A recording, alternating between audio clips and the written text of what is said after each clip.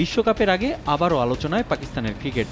আইসিসির mega event শুরুর মাসখানেক আগে ওয়ানডে ও টি-20 দলের প্রধান কোচ নিয়োগ দিয়েছে পিসিবি। টেস্টের জন্য জেসন গিলেস্পি ও সাদা বলের 2 সংস্করণের জন্য গ্যারি কার্স্টনকে নিয়োগ দেয় পিসিবি।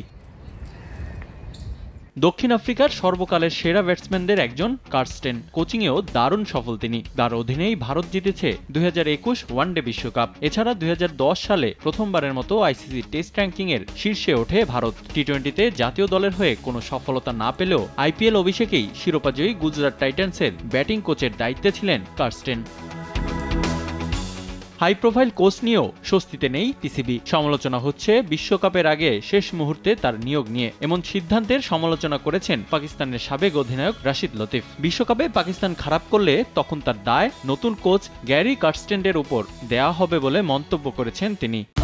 রিন অ্যাডভান্সড, যার ব্রাইট লক টেকনোলজি সাধারণ পাউডারের তুলনায় দেয় দ্বিগুণ উজ্জ্বলতা।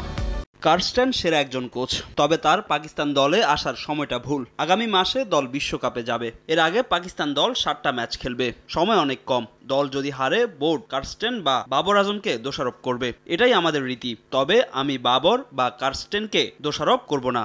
পাকিস্তান ক্রিকেটে স্বল্প সময়ে নানা বিষয়ে পরিবর্তন নিয়েও প্রশ্ন তোলেন রাশিদ লতিফ। দল গঠন ও নেতৃত্বে স্বচ্ছতার প্রয়োজনীয়তা তুলে ধরে পিসিবিকে দীর্ঘমেয়াদী পরিকল্পনার উপর জোর দিতে বললেন সাবেক অধিনায়ক। যদি আমি জানি উনি প্রধান কোচ আর সে আমার অধিনায়ক এবং এটা আমার নির্বাচক কমিটি, যেমনটা অস্ট্রেলিয়া, ভারত ও ইংল্যান্ডে দেখা যায়, তারা জানে যে তাদের 12 থেকে 13 জন নির্দিষ্ট খেলোয়াড় কারা এবং কে প্রধান কোচ। এই বিষয়গুলো 6 থেকে 8 মাস এমনকি 1 বছর আগে জানা উচিত।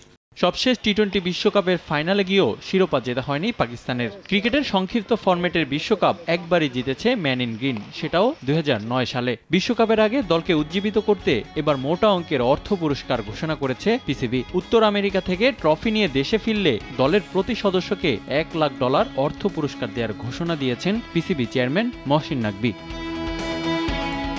এদিকে আয়ারল্যান্ডের বিপক্ষে 3 ম্যাচের টি-20 সিরিজ দিয়ে বিশ্বকাপের প্রস্তুতি পর্ব শুরু করবে পাকিস্তান। এই সিরিজে হেড কোচের দায়িত্বে দেখা যাবে বর্তমান সহকারী কোচ আজহার মাহমুদকে। ব্যাটিং কোচ হিসেবে রাখা হয়েছে মোহাম্মদ ইউসুফকে। রিফাতুল ইসলাম মিরন, সময় সংবাদ।